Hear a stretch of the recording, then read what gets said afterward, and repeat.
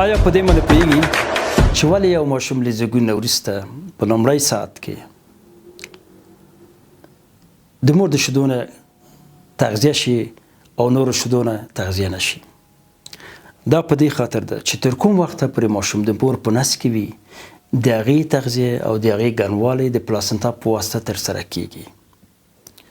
د زیږون نه وروسته کله چې د ماشوم قلبي او تنفسي سیستم نورمال حالت ته رسیږي، دویم قدم دا ده چې ماشوم باید ګرم وساتل شي. حتی د زیږون په وخت کې باید اتاق باید ګرم وي او ماشوم چې پیدا کیږي زر تر سره باید وچ شي او هغه لون تکي باید د ماشوم نه ایسته واچول شي تر څو ماشوم د حرارت د کموالي یا هایپوترمي سره مخامخ نشي.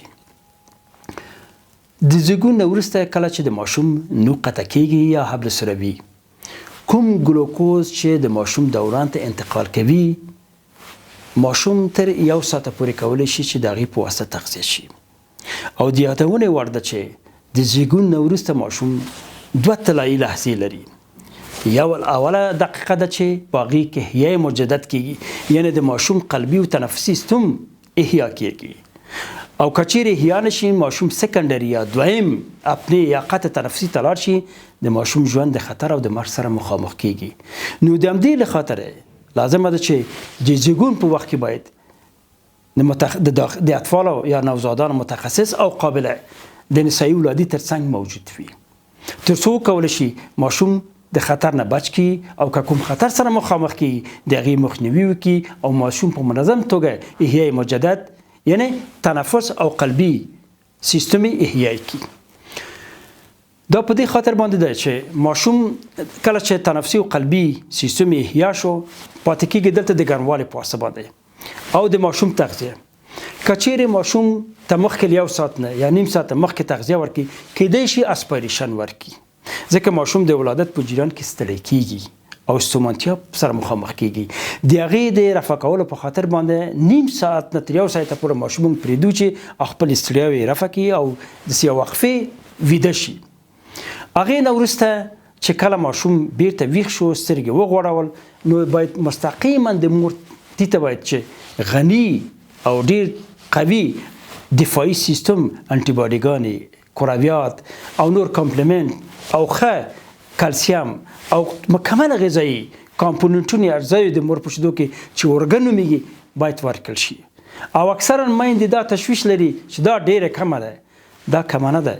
تر 4 ورځو پورې هر کله چې مور ماشوم ته 2 ساعته 3 ساعته پسته شیدې ورکوي د هغې شیدې مقدار 1 نه تر 2 قاشقه پورې دی. دا د ماشوم د وجود کفایت کوي او نور شیدو ته ضرورت نه لري. 4 ورځې نه وروسته بیرته د مور شیدې نری کیږي. هغه د هغې مقدار او د دې مقدار عین شی دی. د هغې ټینګوالی د دې په خاطر دی چې په هغې کې ماشوم ته دفاعي سیستم وړاندې کوي، یعنی دفاعي مواد د شیدو د لارې ماشوم ته وړاندې کوي تر څو ماشوم د باندې میکروبو سره مقابله وکړي او زر تر زره ناجوړه نشي یا خدای ناخواسته د ماشوم د مرګ او د مړینې کچه پورته نشي. نو که چیرې د 1 ساعت نه وروسته ماشوم ته شیدې ورنکړل شي ماشوم ورو ورو ګنګس ګول او بېشیمه کیږي، ویده کیږي، حتی کیدای شي د هایپوترمي یا د یخوالي سره مخامخ شي، حتی کیدای شي حملې پرې راشي کانولژن ورکړي ځکه کله چې د ماشوم د ګلوکوز سویه له نورمال حالت نه ښکته شي ماشوم اختلاج یا حملې پرې راځي. نو د همدې له خاطره میندې کوشش وکړي چې د زیږون نه وروسته او صحي کارکوونکي چې که چیرې ماشوم قلبي او تنفسي مشکل نه لري د زیږون نه وروسته یو د نیم ساعت نه تر 1 ساعت وروسته ماشوم ته یوازې د مور شیدې ورکړي تر څو چې د ګلوکوز د کموالي له وجې نه په دماغ کې اختلاج یا کنولژن پیدا نشي او قلبي سیستم کې توقف یا عرض سره مخامخ نشي او د ماشوم ژوند د خطر سره مخامخ شي عین تر مرګه پورې.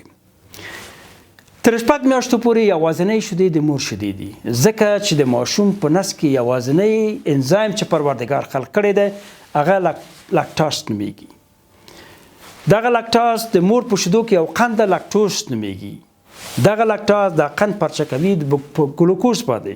اما متاسفانه چې د غوا په شیدو کې د وزو په شیدو کې نور قندونه دي چې کله ماشوم سره مخامخ کیږي هغه هضم نشي کولی. د همدې له وجې نه ورته قولنج پیدا کیږي، د همدې له وجې نه قبضیت ورته پیدا کیږي، د همدې له وجې نه اسهالات ورته پیدا کیږي، د همدې له وجې نه استفراغات ورته پیدا کیږي، د همدې له وجې نه وده نه کوي، د همدې له وجې نه قد ټیټوالی پیدا کیږي، حتی د خوارځواکي یا مالنوتریشن یا سوی تغذیې سره مخامخ کیږي. کله چې ماشوم تر 6 میاشتو پورې یوازینی حتی ضرورت نه دی چې ته ورته لوبیا، نخود، نور شی ورکړي، ځکه د هغې هضمي سیستم انزایمونه تر اوسه پورې فعال نه دي چې نشسته یا ترکاري او نور مواد هضم کړي. 6 میاشتو نه وروسته د ماشوم هضمي سیستم پرمختګ کوي، انزایمونه پکې پیدا کیږي او کولی شي چې د کورنۍ نرمه خواړه، هغه خواړه چې نه ډېر ټینګي نه ډېر نری، د فرني په قوام وي، ورو ورو د کاسې واپ ورسره ورکول کیږي. ولې باید ټینګه خواړه ورنه کړل شي؟ ځکه ماشوم یوازینی شی چې تیرولی شي د مور شیدې دی. که چیرې ټینګه خواړه ورته ورکړي، ماشوم احساس کوي چې د هغې په ستوني کې بندش پیدا کیږي، بیا په ژوند کې دا خواړه نه خوري. نو لازمه ده چې د ورځې څو دفعې مختلفه خواړه په کم مقدار چې ماشوم ته د تحمل وړ وي او په دې کې با کیفیته خواړه وي چې هم یعنی هم قند ولري، هم غوړ ولري، هم غوښه ولري، هم هګۍ. دا کورنۍ خواړه باید د بازار نه واخیستل شي. سره کوم خواړه چې د کورنۍ غړي خوري، نه سیرلاک نه کوم بل خاص خواړه، ځکه کیدای شي د یو چا اقتصاد خراب وي، یو کراچیوان عاید ونه لري چې د سیرلاک توان ولري چې واخلي. اما اکثرا دا کور کې چې کوم لوبیا پخیږي، نخود پخیږي، وریجې پخیږي، دا نرمه کی په پاک شکل باندې هر 2 ساعته 3 ساعته پسته نظر په تحمل د ماشوم ورکړل شي. ولې ماشوم ته تر 2 کلنۍ پورې د مور شیدې ورکړل شي؟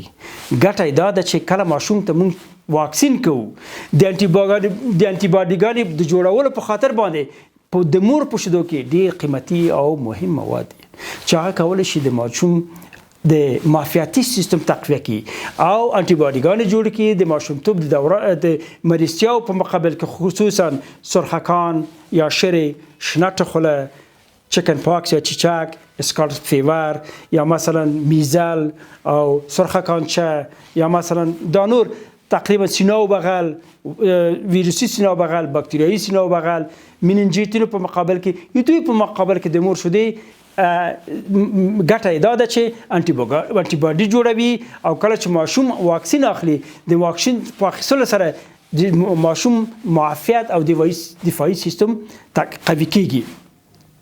تاسو واوریدل چې ماشوم د مور شیدو په خوړلو سره او د 6 میاشتو نه وروسته د کورنۍ خواړه په ورکولو سره د خوارځواکۍ سره نه مخامخ کیږي، د قد ټیټوالي سره نه مخامخ کیږي، د وزن د کموالي سره نه مخامخ کیږي او منظم وده کوي. دا یې ګټې ماشوم ته و زیات نه جوړه کیږي. مور ته څه ګټه لري؟ کله چې یو مور ماشوم ته شیدې ورکوي، د حمل په دوران کې مور 8 کیلو شحم ذخیره کوي. کله چې مور 8 کیلو شحم ذخیره کوي، که چیرې دغه مور شیدې ماشوم ته ورنکړي، د مور د غوړ د وینې زیاتیږي. نو لازمه ده چې په هره میاشت کې د 0.5 کیلو نه 1 کیلو پورې خپل وزن باید کم کړي. هغه وخت کمیږي چې ماشوم ته شیدې ورکړي. اکثرا میندې چې ماشوم ته تر 2 کلنۍ پورې شیدې ورکوي، د مور د رحم د سرطان سره نه مخامخ کیږي، د مور د تی د سرطان سره نه مخامخ کیږي، تخمدان د سرطان سره نه مخامخ کیږي، د وزن د زیاتوالي سره نه مخامخ کیږي. کورنۍ ته څه ګټه کوي؟ که چیرې ماشوم ته پوډري و شیدې واخلي، د دوی اقتصاد ضعیف کیږي. هغه پیسې چې باید د کورنۍ په نورو مصارفو برخ بلکې خوړو په اخیستلو کې، فرش او ظرف کې باید واخلي، دا په دواو مصرف کیږي، په لابراتوار مصرف کیږي، د ډاکټر په فیس مصرف کیږي. جامې ته څه ګټه کوي؟ که چیرې تاسو ګورئ چې د پوډري شیدې پوستکي، بوتل او د پوډري شیدې قطۍ اکثرا د سړک په غاړه یا په نور ساحو کې اچوي، کله چې ښاروالي یا بل منبع غواړي چې دا ټول کې یو ځای کې وسوځوي، د دې د دود له وجې نه په هوا کې د کاربن دای اکساید سویه زیاتیږي، سینه و بغل او د تنفسي امراض زیاتیږي، اکسیجن سویه کمیږي، د کاربن دای اکساید زیاتیږي. نو یو ستونزه ده. او دولت څه مشکل پیدا کوي. که چیرې ماشوم پودري شدې واخلي د مور شدې وانخلي بالاخره اسهالات سره مخامخ شو، د اسهالات سره هم د وزن کموالی منځته راغی، د قد ټیټوالی منځته راغی، ماشوم خوارځواکي پیدا کړی، سوی تغذیه بستر کې مصرف شو. دغه پیسې چې باید دولت په نور منابعو مصرف کړي دا د دې ماشوم په تداوی کې مصرف کیږي. ګوره زیربنا موږ نشو جوړولی، یعنی زموږ هغه پیسې چې باید په زیرو مصرف شي د خوارځواکي په پیسو کې مصرف کیږي چې اصلا لازمه نه ده. نو که چیرې مور شدې ورکړي دولت ته ګټه دا ده چې هغه پیسې چې موږ د ماشوم په تداوی کې مصرفوو هغه په نور په د وطن په جوړولو کې مصرفوو، او د دې نه موږ کولی شو چې ذخیره یا ګټه ترې واخلو او دغه منابع یا پولي منابع یا دغه په سمه ځای باندې مصرف کو او د نور بې ځای مصرف څخه مخنیوي وکړو. نو پیام دا ده چې هماغسې چې پروردګار مور په داسې حالت کې خلق کړی دی چې د هغې بدیل نشته، موږ په بازار کې نشو اخیستلی، موږ په ښار کې نشو پیدا کولی. د هر مور محبت د هغې ماشوم ته منحصر او اختصاص ده. نو د مور شدې هم یو قیمتي تحفه ده چې پروردګار ماشوم ته ورکړی ده، ورکوي ورته. نو لازمه نه ده چې میندې خپل شدې ماشوم ته ورنکړي یا کورنۍ د مختلف عقایدو له وجې نه د ماشوم نه دریغ کړي او ماشوم ته یې ورنکړي.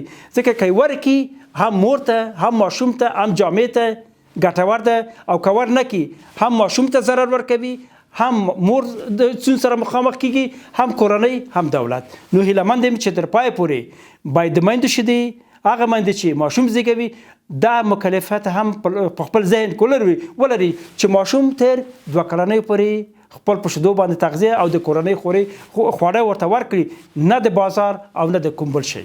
مننه ته د توجه نه.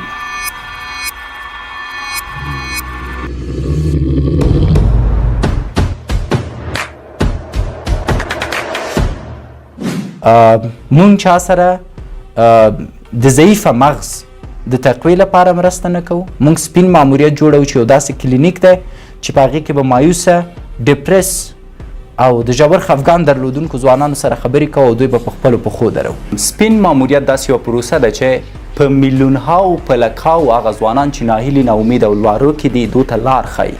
د آنلاین لارې موږ دوی ته سرویس یا کومکونه کوو تر څو وشي کولی خپله لاره پیدا کړي. دا زما یوه هیله ده او دا زموږ د ټیم یوه هیله ده چې باید پوره شي. ولې پرته د شکه ستاسو مالي مرستو ته اړتیا لرو. نو که چیرته غواړئ ناهیلي ځوانان، هغوی چې ژور خفګان لري، هغوی چې نه پوهېږي په ژوند کې څه وکړي، یوه وسیله شئ تر څو هغو ته لاره وښایئ. نه دا چې یوازې کومک ورته وکئ د 1 یا 2 ورځو دپاره، بلکې داسې ژوند بدل کړئ چې وشي کولی ټول ژوند خوشحاله اوسي او خپل ژوند په خپله جوړ کړي. نو کولی شئ را سره په اړیکه شئ. البته دا واتساپ شمیره یوازې د هغه چا دپاره ده چې د سپین ماموریت مالی سپورټ یا مالی حمایت کوي. ستاسو هر روپۍ موږ ته ارزښت لري. مننه.